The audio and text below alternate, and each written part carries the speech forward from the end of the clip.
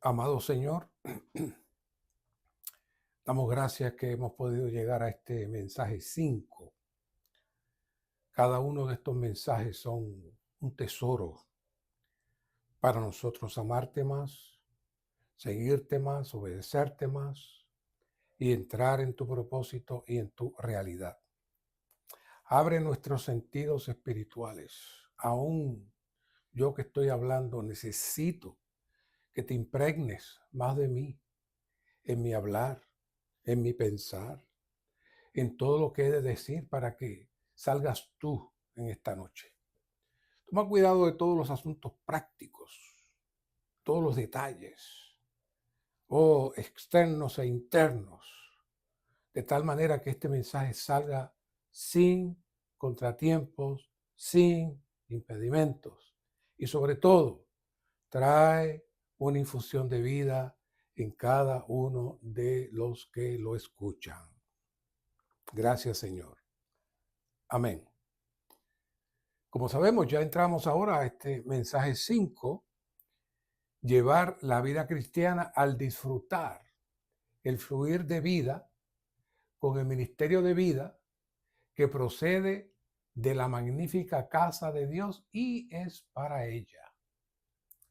Que en el primer mensaje comenzamos con el significado intrínseco de la vida cristiana. ¿Y cuál es el significado intrínseco de la vida cristiana? Es vivir Cristo.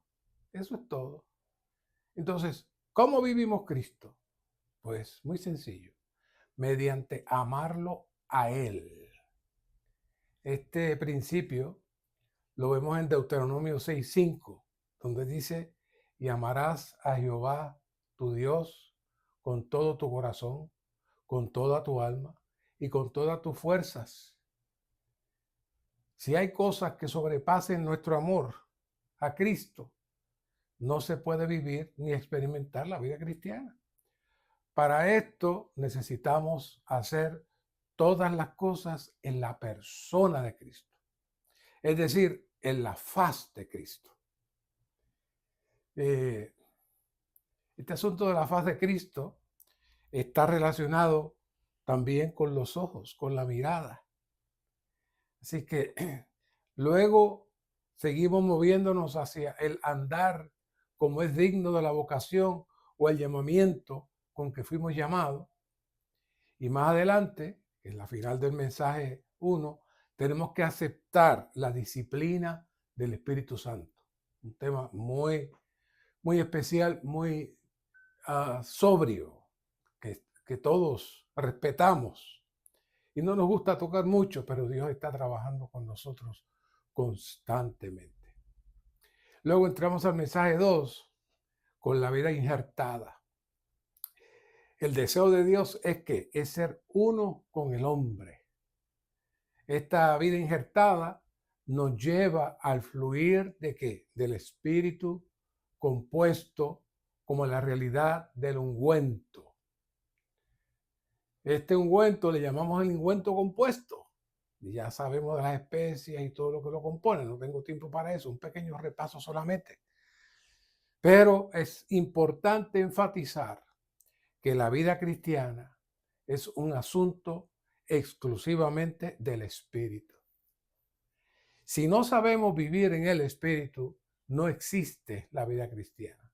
Existe una expresión del cristianismo, unas ideas del cristianismo, una institución del cristianismo, unos seguidores del cristianismo, pero la vida cristiana no necesariamente se vive porque usted se llama cristiano o porque usted sienta que está en un grupo que es cristiano. No, necesitamos vivir en el espíritu. ¿Saben por qué necesitamos vivir en el espíritu? Porque solo en el espíritu y solo el espíritu, solo Cristo puede vivir la vida cristiana dentro de nosotros. En nuestra fuerza no podemos vivir la vida cristiana. Es en el espíritu que podemos vivir la vida cristiana. Por eso trabajamos tanto con este tema del espíritu compuesto presentado como la unción en el Antiguo Testamento. Claro, sabemos que el término cristiano significa seguidor de Cristo o perteneciente a Cristo, o aún más serio, ser como Cristo. Y donde primero aparece el término cristiano fue en el libro de los Hechos, en el 11:20, donde dice que a los discípulos se les llamó cristianos por primera vez en Antioquía. Pero Cristo en ese tiempo, para muchos, en especial para los judíos, era un falso profeta, alguien que no era apreciado, era un hombre problemático que lo habían matado. Así que ellos, en tono de burla, comenzaron a decirle: ahí están los cristianos, los que son como Cristo, los que siguen a Cristo. Una burla, pero algo maravilloso aconteció. Lo que originalmente era una burla o mofa, vino a ser la expresión y la exhibición de Cristo en cada uno de ellos. ¿Por qué? Porque Cristo, que significa el ungido, se imparte a nosotros como el Espíritu dador de vida. Todos conocemos el Salmo 133:2. En el año hablamos de esto muchas veces. ¿Por qué? Porque este es un maravilloso ejemplo de este proceso de la unción que proviene de la cabeza, que se menciona en Efesios 1:10. Y esta unción que viene de la cabeza se mueve poco a poco hasta el borde ¿de qué? De las vestiduras. Que dice, es como el aceite fino sobre la cabeza, el cual descendió sobre la barba de Aarón, que bajó hasta el borde de sus vestiduras. ¿Qué está pasando? La unción está cubriendo completamente al sacerdote. Así que el aceite de la unción fuese derramado sobre la cabeza del sumo sacerdote, quien tipifica a Cristo. Significa que el Espíritu que unge está sobre nosotros, los sacerdotes del Nuevo Testamento, como el cuerpo de Cristo. ¿Para qué? Para que desempeñemos nuestro servicio sacerdotal. Claro, hace algún tiempo compartimos sobre esto, de este Éxodo 28:41, que es maravilloso, donde vemos la operación del Espíritu compuesto de una manera rápida. En Éxodo 28:41 dice, con ellos vestirás a tus hermanos, Aarón y a sus hijos con él, y los ungirás. Es lo primero que sucede. Es decir, necesitamos el Espíritu, que el Espíritu nos unja y va a avanzar. Una vez que entra el Espíritu en nosotros, va a comenzar a avanzar desde la cabeza. Poco a poco Él desea moverse. Pero mientras más Él nos cubra, tiene un nombre, que es algo bastante, diría yo, mal utilizado. Dice, los consagrarás. No se puede consagrar a alguien que no esté ungido, que no esté lleno del Espíritu, que no esté cubierto, pintado, saturado de Dios. Quiere decir que la consagración no es un asunto que usted lo decide. La consagración lo decide el Espíritu. Usted se puede arrodillar y levantar las manos y decir, Señor, yo me consagro a ti. En menos de 15 minutos ya dijo algo, hizo algo, pensó algo, ya se acabó la consagración. Pero cuando usted dice, Señor, me someto a ti para que tú me consagres cada día en tu espíritu y vayas absorbiendo y vayas ganando cada una de las cosas que realmente no te expresan. Entonces, usted sabe lo que sucede. El próximo paso que está aquí en Éxodo 28:41, lo santificarás. La consagración nos santifica. ¿Qué significa santificar? Separarnos para Dios, completamente, sacándonos de todo lo que no es Dios. Y entonces es que se gradúan para que me sirvan como sacerdotes. Luego en el 30 se repite más o menos este proceso. ¿Por qué? Porque este es un proceso de nuestra vida diaria, que no prestamos atención de lo que Dios está haciendo para ungirnos a nosotros como sacerdotes. Así que mientras más llenos somos de este Espíritu, más llenos estamos. ¿Para qué? Para que la palabra consagración tenga peso y sentido. ¿Sabe lo que significa la palabra consagración? Significa estar llenos, llenos. Se traía el fruto y las manos estaban llenas y se consagraba, pero llenos significa estar, pero en este caso estar llenos ¿de qué? Es estar llenos del Espíritu. Consagrarse es estar llenos del Espíritu. Consagrarse no es hacer un juramento. Consagrarse es usted permitir que el Señor lo cubra y lo llene. Entonces la palabra consagración tiene un efecto especial. Así que todo depende del fluir de la unción. Todo depende del fluir de la unción. Sin el fluir de la unción no hay vida cristiana. Cerramos el mensaje. Si alguien dice, mire, yo no quiero que usted hable de la unción más, ya me cansé, pues mira, pues no tengo nada más que hablar. ¿Por qué? Porque la unción es toda la Biblia. Toda la Biblia. Porque Jesucristo, y Jesús, Christos, significa Jesús el ungido. Así que Jesús es el ungido. Ahí lo estamos diciendo constantemente. Esta unción representa al Dios triuno a través del Espíritu dentro de nosotros, quien se nos imparte como ungüento. Cuanto más nos unja este ungüento, más crecerá Dios en nosotros, llevándonos ¿a qué? A una mezcla, a una unión mayor y más profunda con nosotros. Así que el propósito de la unción es que podamos mezclarnos y unirnos con Dios. De ahí es que sale el injerto.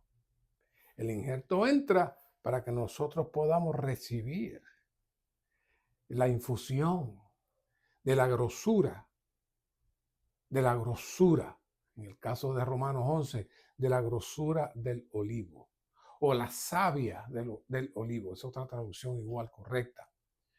¿Para qué? Para que se dé 1 Corintios 6:17, pero el que se une al Señor es un solo espíritu con Él. Y por eso es que en 1 de Juan 2:20 dice, pero vosotros tenéis la unción del Santo y todos vosotros tenéis conocimiento.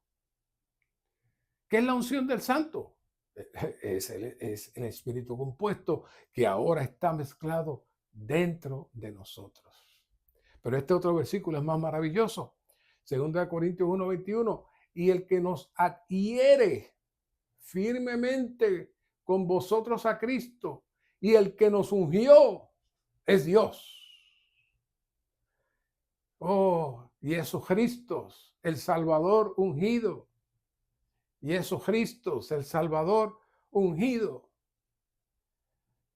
¿Qué es eso? Ahora nos adhiere. ¿Qué significa adherir? Nos mezcló, nos juntó, nos pegó.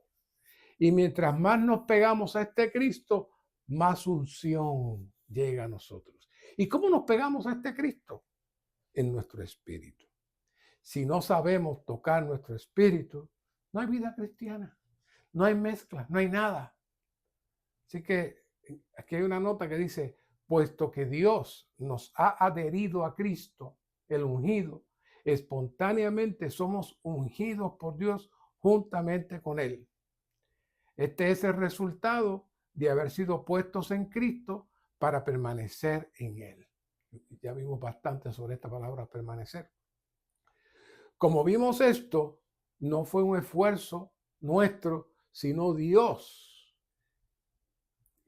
Dios que nos permite estar en Él. Así que nada ni nadie nos quite de esta realidad de que estamos unidos en Él y para Él, para disfrutar ¿qué? El fluir de la vida, que es este espíritu compuesto, que es ¿qué? El Salvador ungido, el Jesús ungido, que viene a nosotros constantemente. Ese es el mensaje 2.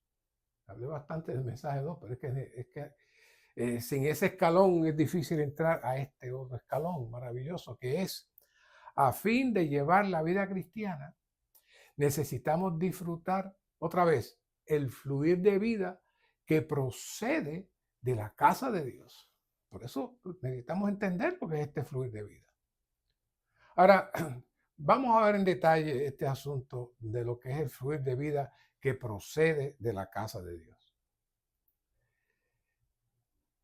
Pero antes de entrar donde se habla profundamente, que es en Ezequiel 47, quisiéramos hablarle un poquito sobre este asunto de la casa de Dios. Porque el fluir sale de la casa de Dios. Vamos a hablar un momentito sobre este asunto de la casa de Dios. Todos tenemos más o menos un conocimiento básico de la casa de Dios. Ya sabemos que no es el templo, que no es un edificio. Ya sabemos que es mucho más que eso. Pero vamos a ver un poquito más. Vamos a ver esta visión, cómo corrió esta visión en la Biblia. La línea de la casa de Dios en la Biblia es crucial. Lo primero que vimos fue en Génesis 28, 12. Dice, se levantó Jacob muy de mañana y tomó la piedra que había puesto debajo de su cabeza y la erigió como columna y derramó aceite encima de ella. Después de Jacob haber visto la visión de la escalera, de los ángeles, de la puerta, del cielo y todo eso, él fue inspirado a tomar la piedra que había puesto de almohada y la puso derecha y entonces le puso aceite otra por encima. Ahí está la unción. ¿Y qué es esa columna? Esa columna, pues, es el proceso de la edificación de la casa de Dios. La edificación de la casa de Dios. Es el primer mensaje que se presenta de una manera figurada para luego ver cómo esa columna llena de aceite avanza en toda la Biblia. Y dice el 28, 22, y esta piedra que he erigido como columna, oiga, será casa de Dios. Y de todo lo que me des, sin falta, te daré el diezmo. Eso es importante. Vamos a ver más adelante lo que es amar a Dios y lo que es estar en Dios.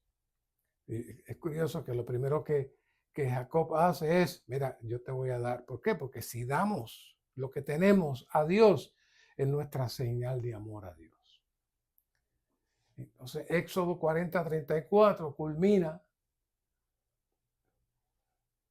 o continúa, mejor dicho, con la culminación o la finalización del tabernáculo.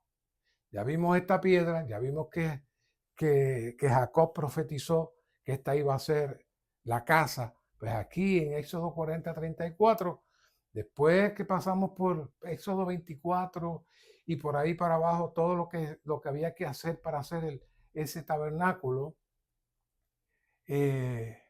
finalmente se erigió el atrio alrededor del tabernáculo y del altar. Estoy leyendo en el 33. Y colocó el lienzo a la puerta del atrio. Así acabó Moisés la obra. ¿Ok? Recuerda que subió al monte y allí Dios le dio todo el plano. Entonces, en el 34, entonces la nube cubrió la tienda de reunión. ¿Y qué pasó? Y la gloria de Jehová llenó el tabernáculo. Eso es importante. Es la primera vez en la historia del hombre que Dios viene a una interacción física con el hombre.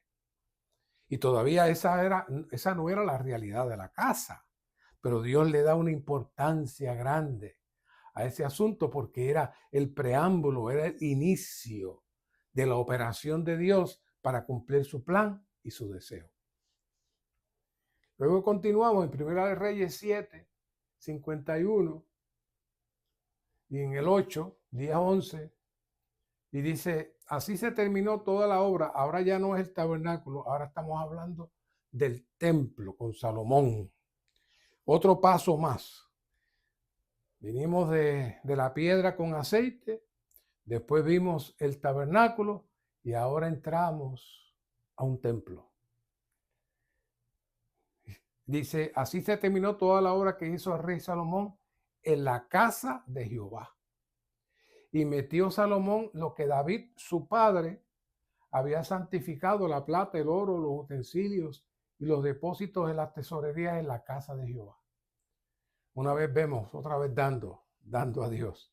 Y cuando salieron los sacerdotes del lugar santo, ¿qué pasó?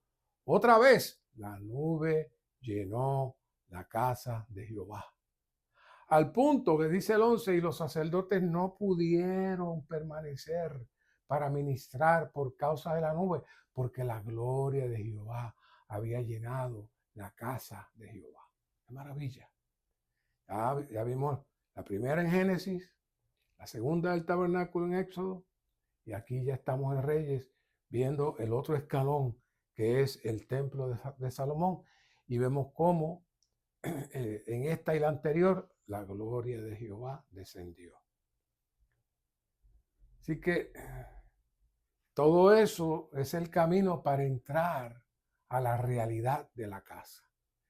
Y la realidad de la casa la vemos principalmente en 1 Timoteo 3:16.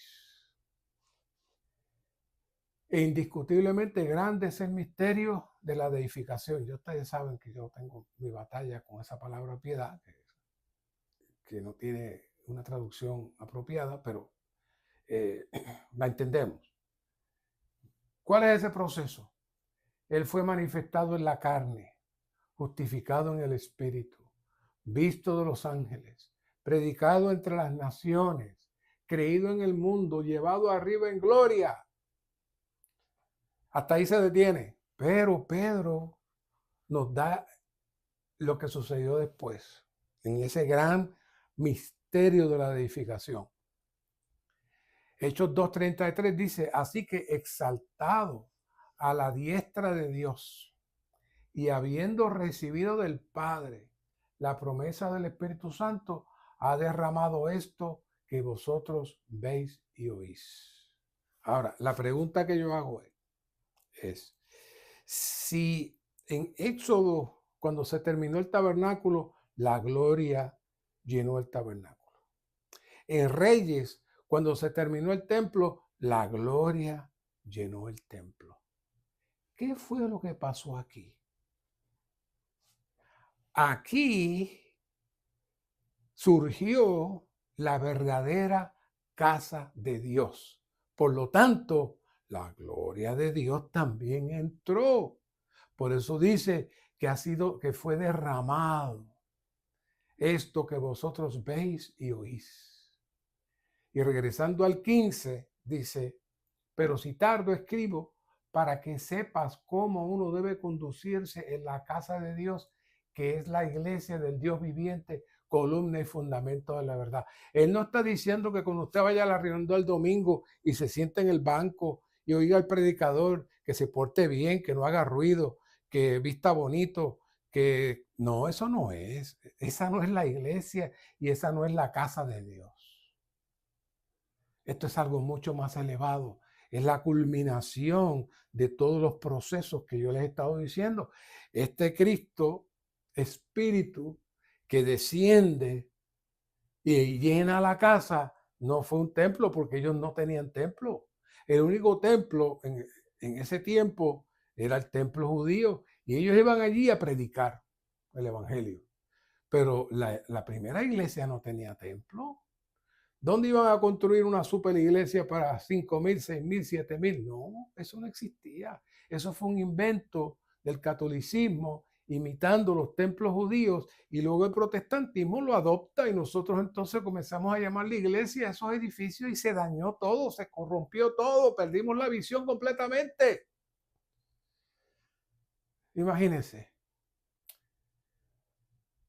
cómo debe conducirse en la casa de Dios, que es la iglesia del Dios viviente, columna y fundamento de la verdad.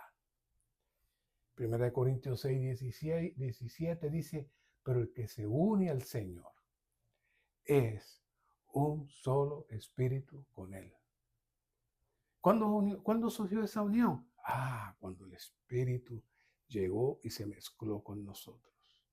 Y entonces, 1 Corintios, Pablo está dando una reprensión ahí a los corintios, pero uno extrae verdades que prueban lo que estamos hablando. En el 6:19 dice, o ignoráis que vuestro cuerpo es ¿qué? Es templo del Espíritu Santo. Entonces el templo no es el templo. No, tu cuerpo es templo.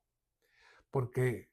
Porque ahora los muchos hermanos vienen a ser las muchas moradas donde habita Dios. Y los muchos hermanos juntos vienen a ser la iglesia, la casa del Dios viviente, que Pablo le está diciendo a Timoteo que tienes que aprender a comportarte para que sepas cómo comportarte en la casa de Dios, en la iglesia. La iglesia, todos los salvos juntos son la iglesia en cada ciudad. La iglesia en cada ciudad. Y ese es otro tema. Así que luego dice, o ignoráis que vuestro cuerpo es templo del Espíritu Santo, el cual está en vosotros, el cual tenéis de Dios. Oiga esta expresión, que no se nos olvide, y que no sois vuestros. Quiere decir que la casa es de Él, su cuerpo es de Él, todo lo que usted tiene es de Él, porque esta es su casa. Imagínese que usted me invita a su casa y yo me siente y sin pedir permiso vaya a su cuarto, me quite mi ropa y me acueste a dormir. Usted me va a decir, hermano Mario, ¿qué usted hace? Está en mi casa, mire, usted no puede hacer eso. Bueno, nosotros tratamos al Señor así, lamentablemente. Nosotros tratamos al Señor así, lamentablemente. Hacemos lo que nos da la gana en su casa. Ahora bien, Juan 7, 38 y 39 muestra un principio que vamos a estar compartiendo durante todo este mensaje. Dice, el que cree en mí, como dice la Escritura, de su interior correrán ríos de agua viva. Y eso lo vamos a trabajar profundo. Ahora, el 39 es el que me interesa ahora. Esto dijo del Espíritu que habían de recibir los creyentes en él. ¿Cuándo fue que los creyentes recibieron el Espíritu? Ahí en Pentecostés. Pero dice, pues aún no había el Espíritu, porque Jesús no había sido aún glorificado. ¿Qué estaba diciendo Juan? Juan estaba diciendo todos los procesos que habla en 1 Timoteo 3:16 son los pasos para lograr entonces el Espíritu mezclado. Y ese Espíritu mezclado que vimos en Hechos 2 se dispensó dentro de nosotros y ahora el Espíritu sí era. Aquí en Juan todavía no era porque Cristo no había sido glorificado, pero Cristo fue glorificado, exaltado y entonces vino a nosotros como el Espíritu dador de vida. ¿A dónde? A su casa. Toda la Biblia armoniza. Por eso vemos 1 Corintios 15, 45. Así también está escrito, fue hecho el primer Adán, alma viviente, y el postrer Adán, ¿qué? Que fue Cristo, espíritu vivificante. Ahora ya no es el Cristo con la barba, o si tenía barba o no tenía barba, yo no sé. Con el pelo largo o corto tampoco sé. Pero ese Cristo que caminó físicamente en Jerusalén, en Judea y todos esos lugares, ese Cristo ahora es el espíritu vivificante que habita dentro de su casa.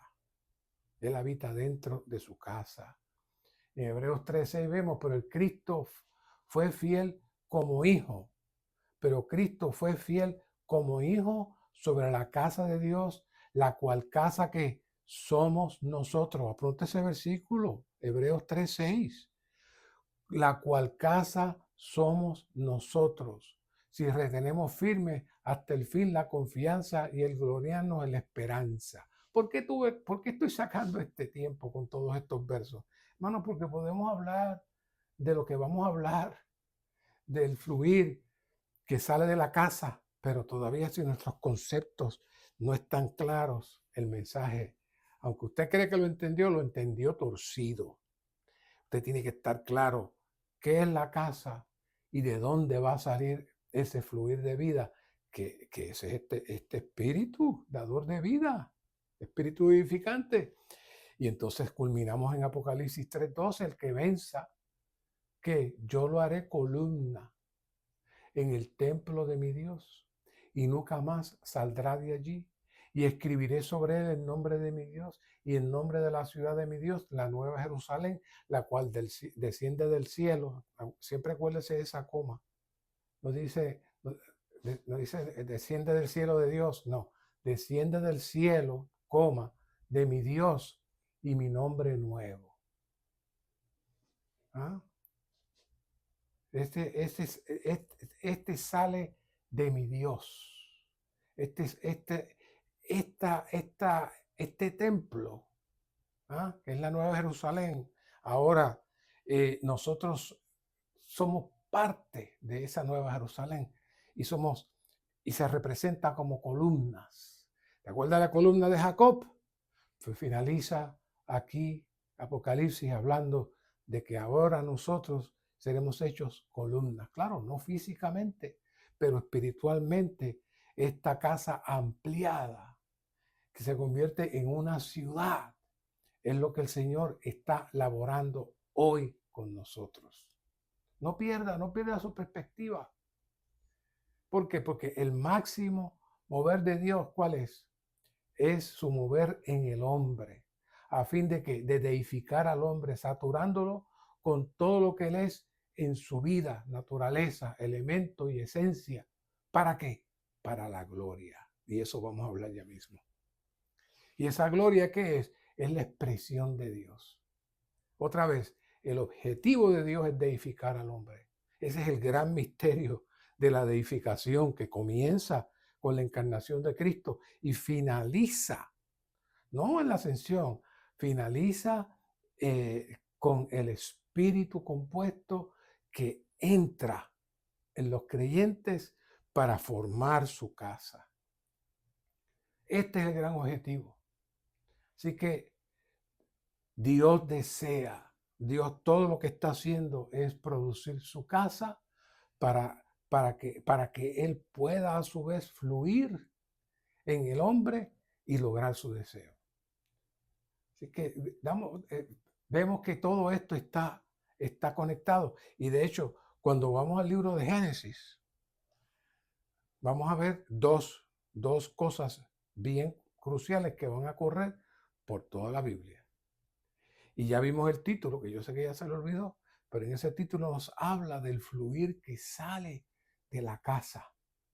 ¿Qué es ese fluir? Bueno, en el libro de Génesis aparecen dos cosas cruciales. Número uno es el árbol de la vida. Y por otro es un río que fluye. Y estas dos líneas corren por toda la Biblia. Así que Dios aparece como alimento, es el árbol de la vida, pero también es nuestra agua, el río que fluye. Esta noche vamos a profundizar en el asunto del agua, el de disfrutar y comer a Cristo. Ya lo hemos hecho muchas veces y lo seguiremos haciendo, pero esta noche queremos impresionarlos con este asunto de este río. Fíjense cómo dice Génesis 2:10, salía del Edén un río para regar el huerto y de allí se repartía en 4 brazos. ¿Qué significa ese número 4? Ese número 4 representa al hombre, la criatura. Esto lo vemos en Ezequiel 1:5. Este único río se repartiera en 4 brazos significa que el río fluye procedente del único Dios, que es uno, como su fuente y centro, hasta alcanzar al hombre en todas las direcciones.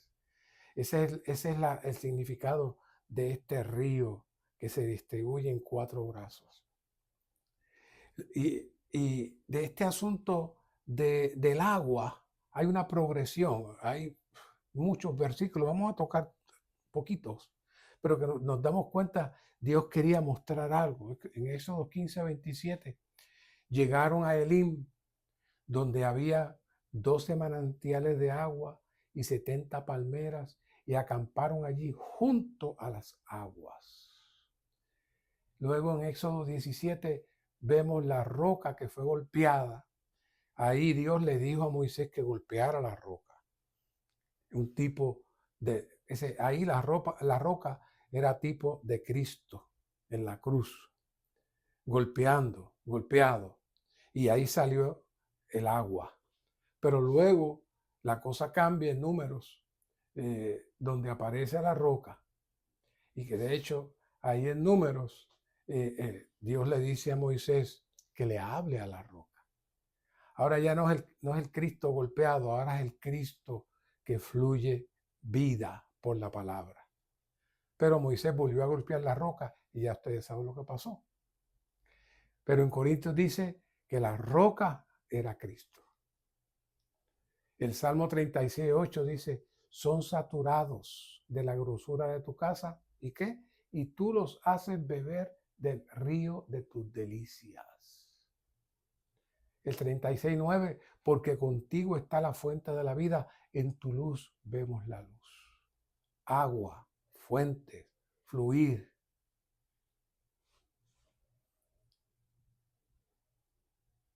El río y la casa están conectados. O sea, en el Salmo 46:4 hay un río cuyas corrientes alegran la ciudad de Dios, el lugar santo de los tabernáculos del Altísimo. En Joel 3:18 vemos, en aquel día los montes destilarán mosto, los collados fluirán leche, y por todos los cauces de Judá que correrán aguas. Y saldrá una fuente de la casa de Jehová y regará el valle de Sitín. ¿Sabe cuál es esa fuente? El Cristo resucitado y el Cristo ascendido y el Cristo que se dispensó como el Espíritu. Y Zacarías 14:8, en aquel día saldrán de Jerusalén aguas vivas.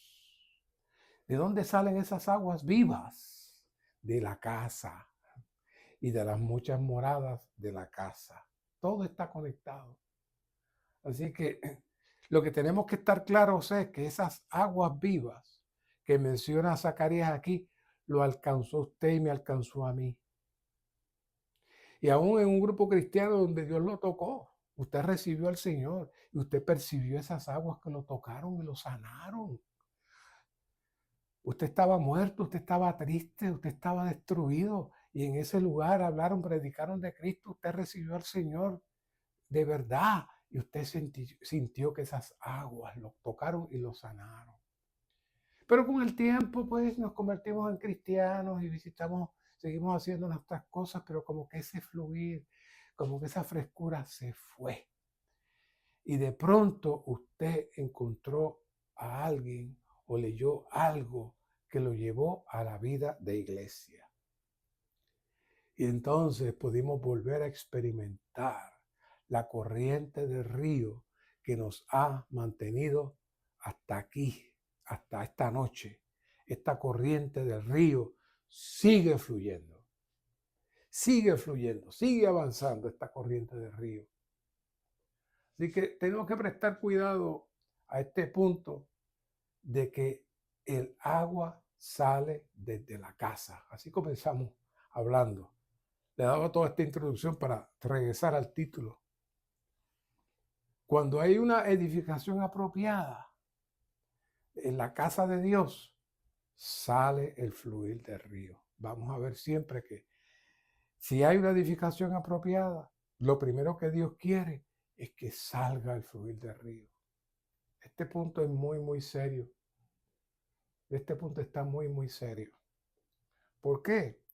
Porque si nosotros no estamos claros en cuál es el proceso de Dios con nosotros, lo que Dios está haciendo con nosotros, ¿no? Lo que el Señor está moviéndose en nosotros, entonces mucha de esta palabra no tendrá realidad para nosotros. Esta palabra nos dice que de esta casa salen ríos, pero hay una condición, hay una condición. ¿Qué pasó? ¿Cómo está el fluir de la predicación del Evangelio en su localidad? ¿Cómo está el anhelo de orar entre los hermanos? ¿Cuán prevaleciente es la reunión de oración? ¿Acaso hay 50, 60, 80, 100 el día del Señor y en la reunión de oración hay 10 o 12 o 15? ¿Qué es eso? El río no está fluyendo. ¿Cómo es su participación en el dar? Que vimos desde que lo primero que hizo Jacob fue ofrendar y darle a Dios el diezmo. ¿Cómo está usted aportando para la iglesia? Ahí se ve el río. Todas estas cosas nos muestran cuán profundo y grande es el fluir en usted y en la localidad. Así que nosotros necesitamos repasar y evaluar este fluir. Acostumbrarse a estar sin el fluir y crear un sistema que corre solo, con algunas reuniones en la semana, y luego la reunión el domingo, y luego la reunión en la semana, y vuelve a la reunión el domingo, y usted sigue haciendo su vida y haciendo lo que quiere hacer, pero va a la reunión de la semana, y va a la reunión del domingo. Ahí no hay río, ahí no hay fluir, es sencillamente algo externo que se mueve solo. Así que, pero lo más grande es cuando nadie se da cuenta y todo sigue así. Un día el Señor va a llegar y nos va a confrontar. Por eso existen tantas porciones en la Biblia sobre el agua. Por eso nos habla de que sale el agua de nosotros, que fluye de nosotros. Pero la porción más importante en toda la Biblia de este fluir que sale de la casa es este Ezequiel 47. Dice, el agua fluye de debajo del umbral. 47:1. Me hizo volver luego a la entrada de la casa. He aquí, fluía agua de debajo del umbral de la casa hacia el oriente, porque la casa miraba al oriente, y las aguas descendían por debajo del lado sur de la casa al sur del altar. Así que, a fin de que el agua fluya, debe haber un umbral, es decir, una abertura. Una abertura. Aquí, la palabra umbral está más bien en la línea de una abertura en la puerta. En Salmo 81:10 dice, yo soy Jehová tu Dios, que te hice subir de la tierra de Egipto. Abre bien tu boca y yo la llenaré. Esa palabra la hemos escuchado muchas veces y básicamente la decimos cuando vamos a compartir, Señor, yo abro la boca y tú llénala, Señor. Bueno, realmente aquí el Señor no está hablando tanto de lo que usted va a predicar y que se le va a llenar la boca, sino del fluir de la vida divina, que fluya de usted. No es tanto lo que usted va a decir o no decir, sino es el fluir de la vida. Pero para que el fluir salga, hace falta una abertura, hace falta que nos rompamos para que el Señor pueda fluir. Esto no es un llenar de algo que usted va a hacer. Este es el fluir que está dentro de nosotros, como este río que sale de adentro para afuera. Esto tiene un solo objetivo, que es edificar la maravillosa casa de Dios. Si nos acercamos más al Señor y tenemos más contacto con Él, habrá una abertura que permitirá que el agua viva fluya. Oye, aquí está este cántico, el 361. Usted lo canta muchas veces, pero esta noche quiero que lo mire con cuidado. Oh, que mi espíritu pueda fluir. Oh, te ruego a ti, Señor, manda el fluir. Dejando todo atrás, los muros caerán. Mi espíritu podrá así fluir. O sea, ¿qué es lo que va a fluir? ¿De dónde sale el fluir? Sale de nuestro espíritu. Es el Dios triuno procesado, fluyendo. No es cuestión de que se metió en usted. Dios quiere ahora fluir y necesita la abertura para poder salir y fluir. Te imploro a ti, Señor, manda el fluir. No en mi orgullo estar o en presunción andar, ni mi espíritu atar. Hazlo fluir.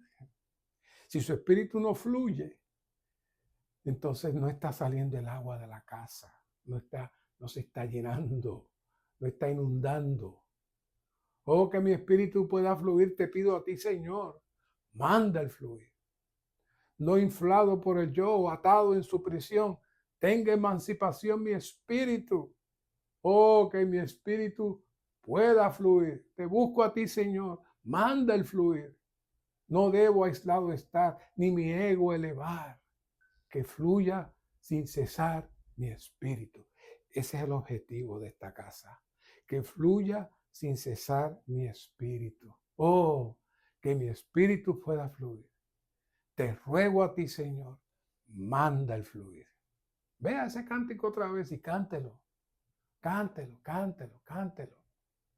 Pero lamentablemente hay muchos obstáculos que no permiten el fluir. Si no hay una abertura, el fluir no puede salir, no puede darse que el agua corra.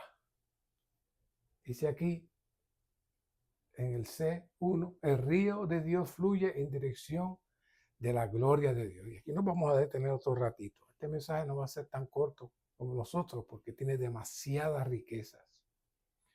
Ezequiel 43:2 dice, y he aquí, la gloria de Dios de Israel venía del camino que conduce al oriente, y su voz era como el estruendo de muchas aguas, y la tierra se iluminó con su gloria, porque el agua fluye en dirección a la gloria. El agua está fluyendo hacia el oriente, y en el oriente está la gloria de Dios. Ahora, ¿por qué el agua fluye en dirección a la gloria? Porque todos necesitamos ser arrastrados a la gloria. Aquí no podemos entrar en todo el capítulo, pero usted sabe que hay unas porciones donde nos habla que el agua empieza a subir y empieza a subir y empieza a subir hasta que dice, la única manera de estar ahí era a nado. Y el agua lo va a estar empujando y usted está a nado. No hay de otra. ¿Por qué? Dios desea arrastrarnos de vuelta a la gloria. ¿Cuál es nuestra situación? Una situación crítica. Romanos 3:23, porque todos han pecado y carecen de la gloria de Dios. La Reina Valera dice que fuimos destituidos de la gloria de Dios. Todas las traducciones, esas están bien. Lo que está hablando es que estamos carentes, estamos necesitados, nos quedamos cortos. Hemos dicho muchas veces, en esencia existe un solo pecado que produce los muchos pecados. El único pecado que existe que produce los muchos pecados es estar fuera de la gloria de Dios. Eso descalificó a Satanás, descalificó a Adán y nos descalificó a todos. ¿Qué es lo que produce estar fuera de Dios? Estar fuera de la atmósfera de la gloria de Dios. ¿Y qué sucede? Eso es como cuando sacamos una carne del refrigerador. Si usted saca una carne del refrigerador y la deja en el sol por 2 días, esa carne se daña. Mire, la maldición en Génesis 17, y hablamos de eso una vez, produce lo que se conoce como la entropía. La entropía es un término termodinámico donde todas las cosas están en un proceso de destrucción, están en un proceso de muerte. Así es que en ese proceso de muerte y de destrucción, nosotros entramos. Pero entonces ahora el Señor nos está llevando a la gloria. ¿Qué hizo Dios para resolver el problema? Oh, el Señor aplicó su justicia por dentro y por fuera. Por dentro nos salvó, nos regeneró, nos llenó con su vida. Y por fuera recibimos la sangre preciosa de Cristo que pagó todos los pecados, satisfizo todos los pecados. Y eso nos permite ahora que salga el fluir constante del agua para que seamos arrastrados de vuelta a la gloria de Dios. Claro, este proceso tiene un final y precisamente ese proceso es la meta. Es la meta de Dios con nosotros. El proceso que comienza desde que lo recibimos en nuestro espíritu como vida, y en ese momento debe comenzar el fluir del agua para llevarnos al oriente donde está la gloria. Todo eso estaba escondido ahí en ese versículo 47:1. Claro, tenemos que ser cuidadosos A veces tenemos unos términos que los utilizamos muy, muy sueltamente. Y cuando hablamos de hacer las cosas para la gloria de Dios, lo que ya sabemos, pues que Dios sea glorificado, que Dios sea alabado, pero también es que lo que hacemos es para regresar a la gloria de Dios, la cual es su dimensión y su reino, fuera de todo lo que no es de Él. Cuando le damos la gloria a Dios, no es que le digamos gloria a Dios, gloria a Dios. No, no, no. Nuestro vivir que nos arrastra al oriente y nos entra en la gloria, ahí es que Dios es glorificado. Todo lo que hagáis que sea para la gloria de Dios, es que Dios es glorificado cuando regresamos a la atmósfera de su gloria. Así que no basta con que usted escuche por ahí que oh, gloria a Dios y gloria a Dios y gloria a Dios. Sí, yo todo es gloria a Dios. No, no, no, no. Su vivir tiene que arrastrarlo, tiene que llevarlo, tiene que llevarlo.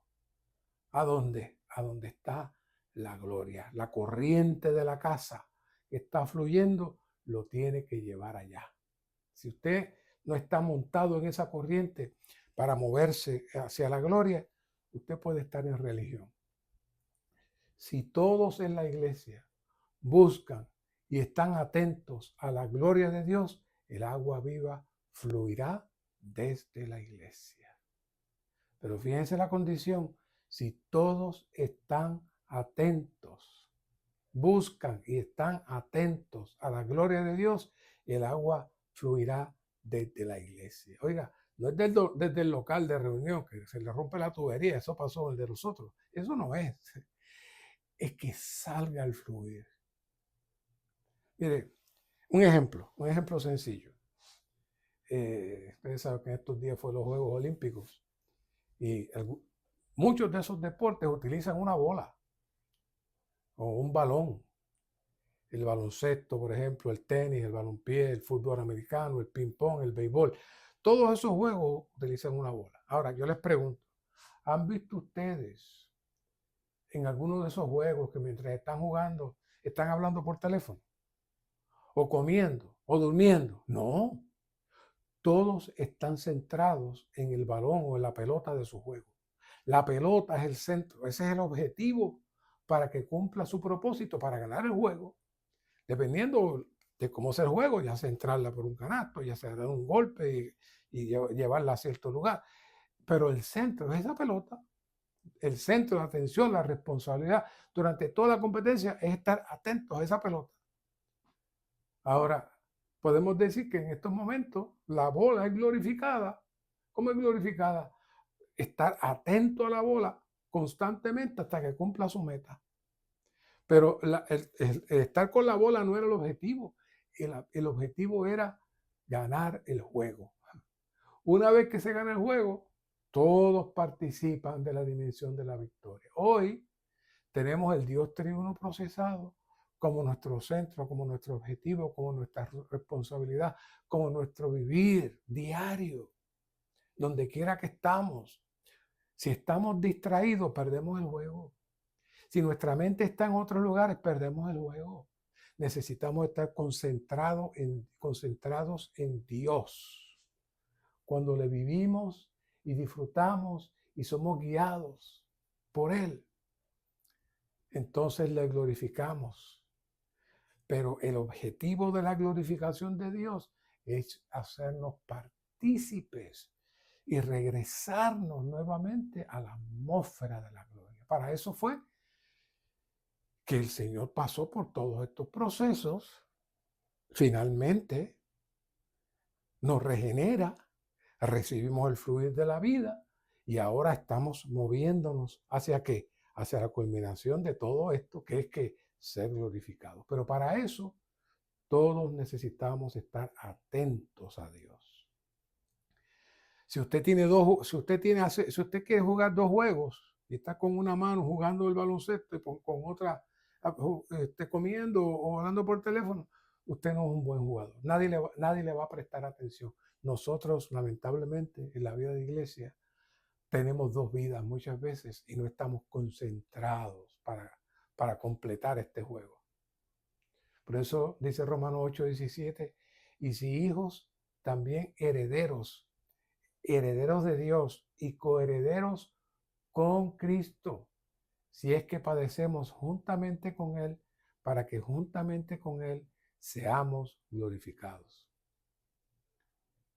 Fíjense que padecemos juntamente con Él, para que juntamente con Él seamos glorificados. Cristo entró en la glorificación, es decir, salió de la atmósfera de muerte a la que Él se sometió en esta tierra y introdujo su cuerpo físico junto con su divinidad y produjo este Cristo hombre en los lugares celestiales, el primer hombre glorificado, lleno de la gloria de Dios. Ahora nosotros, dice, y no solo esto, sino que también nosotros mismos, que tenemos las primicias del Espíritu, nosotros también gemimos dentro de nosotros, aguardando con anhelo que la plena filiación, la redención de nuestro cuerpo. ¿Y qué es eso? Eso nos lleva entonces a la culminación final de todo esto que estamos haciendo para entrar al premio. Por eso en el 30, y a los que predestinó, a estos también llamó, y a los que llamó, a estos también justificó, y a los que justificó, ¿qué? A estos también glorificó. Este es el final del partido, señores. Entramos a esta gloria, pero hay que estar atentos a la gloria de Dios. Estar atentos es mantenernos en Dios y que no haya nada que sea mayor que Dios para nosotros. Eso es estar atento a la gloria de Dios. No solo es decir que hay que darle la gloria a Dios, eso es fácil. Pero si nuestros intereses, nuestras ocupaciones, nuestras adquisiciones, nuestras diversiones no están para participación y entrada a la gloria de Dios, se va a cortar el fluir. Usted va a seguir hablando y usted se va a seguir reuniendo y usted va a seguir diciendo que está bien, pero el fluir de vida no está. Y luego entonces el agua fluye también desde el lado derecho de la casa. Desde el lado derecho de la casa. El lado derecho habla de un lugar de preeminencia. Es un lugar de preeminencia. El lado derecho, algunas traducciones dicen el lado sur, pero dependiendo de donde usted esté, puede ser sur como puede ser derecho, pero es derecho. ¿Qué significa eso? En la Biblia, el lado derecho es la posición más elevada, es el primer lugar. El fluir de vida debe tener la preeminencia, que es lo que estamos hablando, en nuestro interior, con la cual llega a ser el factor controlador en nuestro vivir y nuestra obra. Ese es el trabajo, eso es darle la gloria a Dios. El fluir pasa también por el lado del altar. ¿Qué es eso? Eso nos muestra que necesitamos el trato de la cruz y una consagración plena, que es el dejar que el fluir de Dios fluya en nosotros a fin de disfrutar el fluir de vida. Esa es la vida de iglesia normal. Esa es la vida de iglesia que tenemos que buscar. Si no la tenemos, tenemos que llorar, tenemos que clamar. A fin de que aumente el fluir de vida, necesitamos ser medidos por el Señor como varón de bronce. Ahora entramos a otro tema pesado. El ser medido por el Señor como varón de bronce. ¿Qué es medir? Medir es examinar, probar, juzgar y, lo más importante, poseer. ¿Saben? Las costureras, los carpinteros, los cocineros también, miden. Pero cuando ellos miden, no es únicamente para mirar, es para poseer. Cuando el carpintero mide el pedazo de madera y tiene exactamente lo que necesita, lo toma. Cuando la costurera mide el traje y le da la forma, ya lo finaliza y lo cose. El medir es para poseer. Pero si la madera está corta, entonces ya no sirve. Si el traje está demasiado grande o demasiado pequeño, ya no sirve. La medida, necesitamos que el Señor nos examine, nos pruebe, nos juzga y nos posee. Por eso hay 4 mediciones de 1000 codos, que es una unidad completa que indica que nosotros como criaturas necesitamos ser exhaustivamente medidos por el Señor para que Él pueda conquistar y poseer plenamente todo nuestro ser. Cuanto más le permitimos al Señor examinarnos, probarnos y juzgarnos para que nos posea, más profundo llega a ser el fluir. La profundidad del fluir depende de cuánto hayamos sido medidos por el Señor. La profundidad del fluir depende de cuánto hayamos sido medidos por el Señor. Mire, este asunto del medir, y ya esto lo hablamos en otra ocasión, lo vemos ahí en Éxodo 20:19. Dios estaba hablando con el pueblo de Israel, como dije en el mensajes anteriores, para concederles a ellos la bendición de venir a ser su tesoro personal. Su tesoro personal. Pero ellos no quisieron escuchar porque le dijeron a Moisés, habla tú con nosotros y escucharemos, pero no hable Dios con nosotros. ¿Por qué? Para que no moramos. Es decir, porque si cuando Él vea cómo estamos y quiénes somos nosotros, nos va a matar. No saben que el Señor lo que iba a hacer era transformarlos. Él los iba a medir, sí, pero llevarlos al arrepentimiento. Nosotros necesitamos ser medidos para poder ser llevados al arrepentimiento. Muchas veces esa medida conlleva mucho trato, como finalizó el primer mensaje, entrando en la disciplina de Dios, Dios nos mide. Por eso en Primera de Juan 2:28 dice, y ahora hijitos, permaneced en Él para que cuando Él se manifieste tengamos confianza y en su venida no nos alejemos de Él avergonzados. ¿Qué pasó ahí? No se dejaron medir, no corrigieron la falta y en su venida se alejan avergonzados porque se dan cuenta que no dan la medida. No pueden entrar, no dan la medida, no se dejaron poseer. En 1 de Juan 4:16 dice, y nosotros hemos conocido y creído el amor que Dios tiene para con nosotros. Dios es amor y el que permanece en amor permanece en Dios y Dios en él. Esa es la medida más apropiada. Suena bonito eso de permanecer en amor. Pero vea lo que dice aquí. En esto se ha perfeccionado el amor en nosotros, en que tengamos confianza en el día del juicio.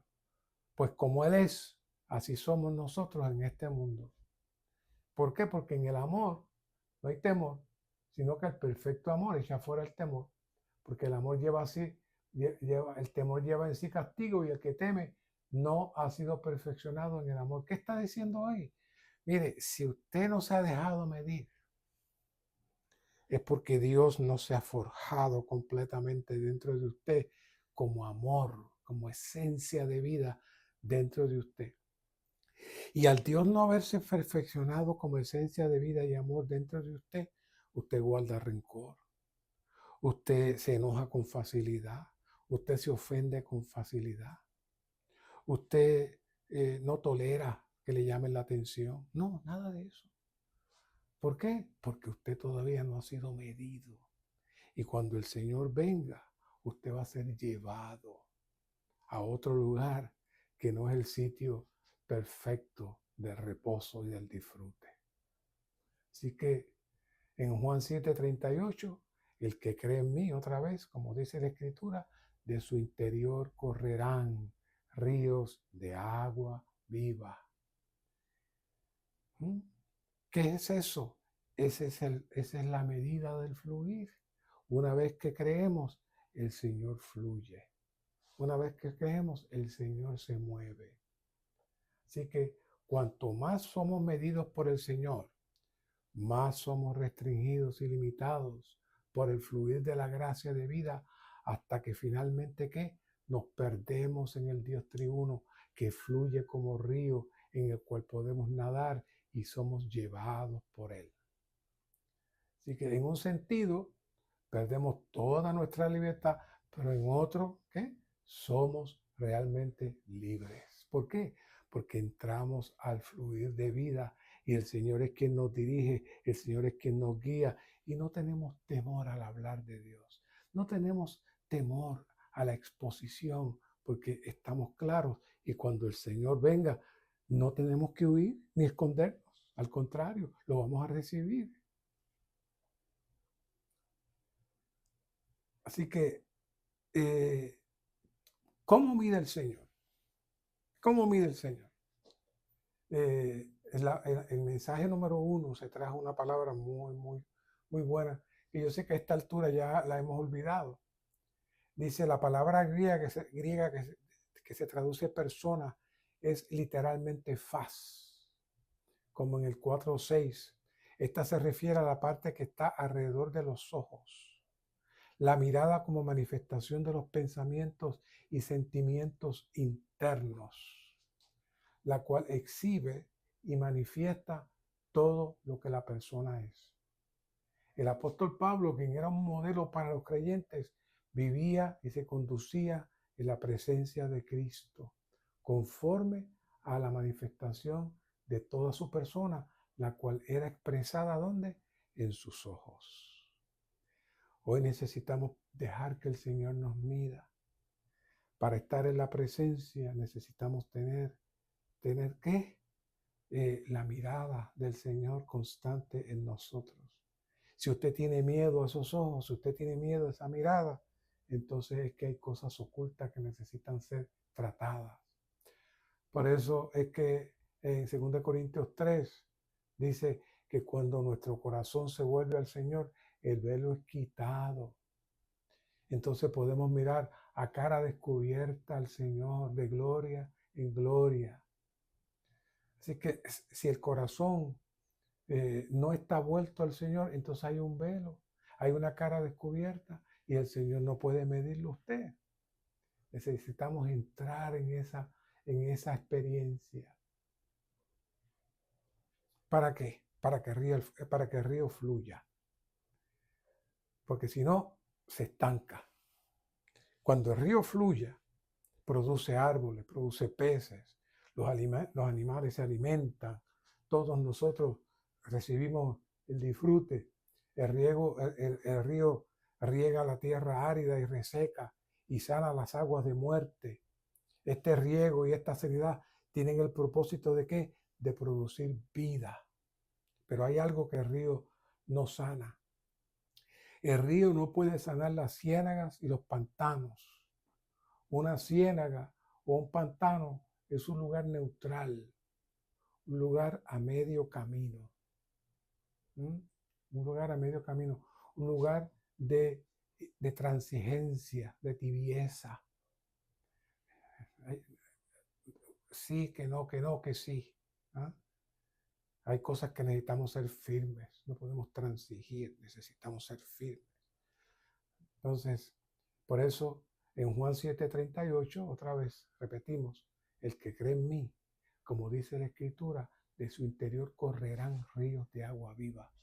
Este río tiene el objetivo de traer vida. Este río tiene el objetivo de irradiar vida a otros, de infundir vida a otros.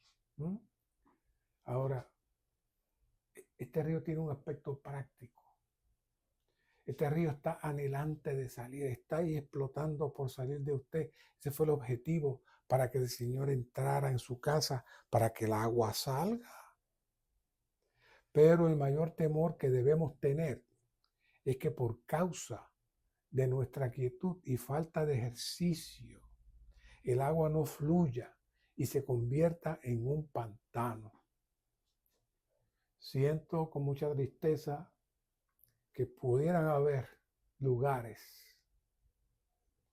que están demasiado cómodos y estructuradas, con sus reuniones fijas, pero los años pasan y pasan y pasan y no hay cambio, y la gente envejece y la gente se muere, y los jóvenes se van, los jóvenes no perduran. ¿Qué está pasando ahí?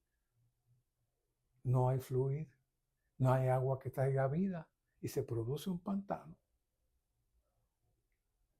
Por eso es que ese Juan 7:38 Comienza el que cree en mí. El que cree en mí. Es decir, si realmente Cristo es real para nosotros, tiene que haber un efecto de su interior. Debe correr ríos de agua viva. Debe correr ríos de agua viva. Pero si no surge tal fluir, y si estamos solamente de espectadores sin que el río fluya, entonces debemos detenernos y clamar al Señor y decir: Señor, perdóname por mi carencia, perdóname por tener una vida cristiana fuera de ti.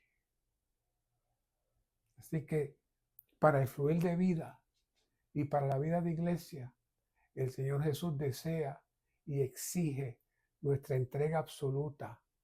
Al entregarnos de manera absoluta, estamos en el fluir, y este fluir no será un hilo de agua nada más, sino un río en el que se puede nadar. Entonces todo aquello a donde llegue, este río traerá vida. Esa es la vida de iglesia. Esa es la vida de iglesia. Punto Romano 2 dice: nuestro disfrute de Cristo como fluir de vida tiene por finalidad que seamos aquellos que siembran, plantan, ciegan, engendran, alimentan y edifican con el ministerio de vida para el orgánico y maravilloso edificio de Dios, la magnífica casa de Dios. Esto es una vida cristiana normal. Un ministro de vida es uno que siembra semillas espirituales. Por eso en 1 Corintios 9:11 Pablo dice a los corintios: nosotros hemos sembrado entre vosotros lo espiritual. Así que lo espiritual se refiere a las semillas espirituales. Una semilla es un recipiente de vida, y sembrar una semilla espiritual equivale a impartir vida en nuestro espíritu. Con él y desde él, el Señor Jesús vino como un sembrador para sembrarse como semilla de vida en el linaje humano. Pero ahora también está la semilla, pero viene acompañada ¿de qué? Del fluir del río. Así que nosotros somos ministros del nuevo pacto. Necesitamos ser sembradores que imparten vida para cultivar y producir a Cristo en otros. Un ministro de vida es uno que planta, el cual planta a Cristo en el pueblo de Dios. Los creyentes que han sido regenerados en Cristo con la vida de Dios son la tierra cultivada de Dios, la labranza de Dios en la nueva creación de Dios. Así que para eso necesitamos el fluir. Para sembrar hace falta agua. Si usted no tiene agua, usted puede hablar y puede hablar y puede hablar, pero no va a haber fruto. Necesitamos la experiencia genuina de Cristo como vida, como el río que fluye en nuestro espíritu. ¿Por qué? Porque un ministro de vida es uno que riega, el cual riega a las personas con Cristo. Después de plantar a Cristo a otros, necesitamos regarlos constantemente con el agua de vida. Ah, que yo tengo mucho trabajo. Es que yo compré aquello, compré lo otro y estoy ocupado. Ya, de eso está lleno la Biblia, de esos testimonios. Lamentablemente nosotros caemos y caemos y caemos en lo mismo y perdemos la esencia del disfrute de la vida de iglesia que nos va a llevar a la consumación, que es la gloria. Todos nosotros tenemos que ser como una reserva de agua. Todas las ciudades, por lo menos aquí en Estados Unidos, tienen unas reservas de agua inmensas, están llenas de agua.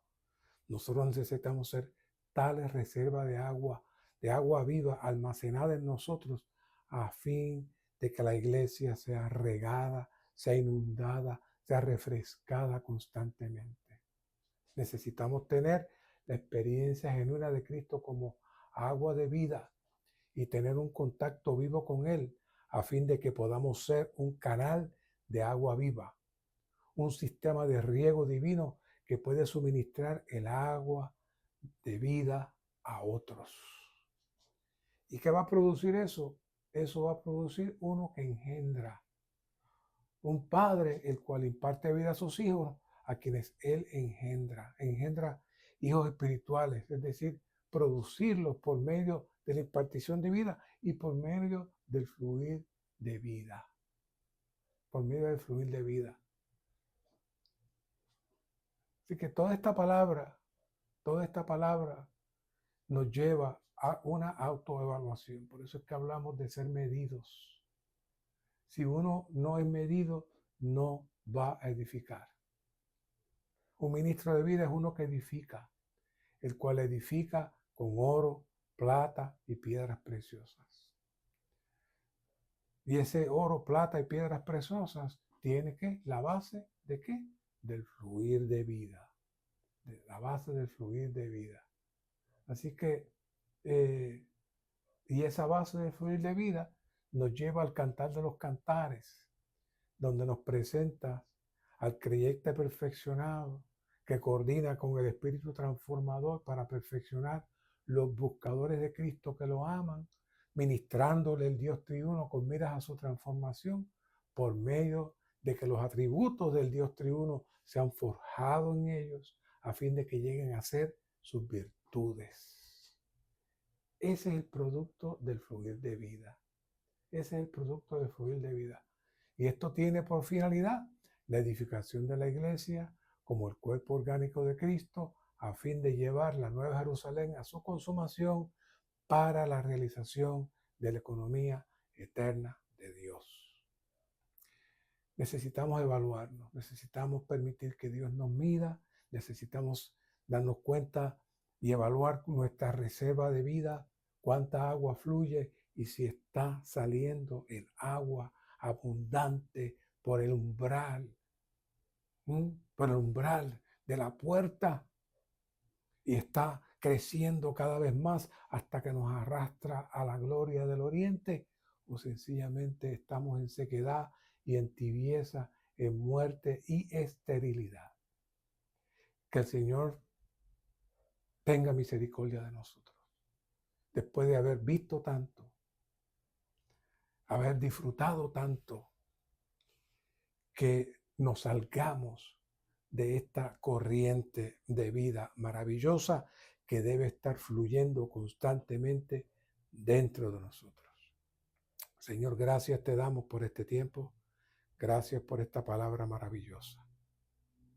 Confiamos, Señor, que tú has de tomar posesión y dominio para que lo que tú has ganado con tu sangre y por lo cual tú pasaste por todos estos procesos para llegar a ser el espíritu de vida que entró en nosotros, se cumple el propósito de que pueda fluir el fluir del agua de vida abundante que llena la casa e inunda todas las cosas y nos lleva de vuelta a la gloria. Gracias, Señor. Amén.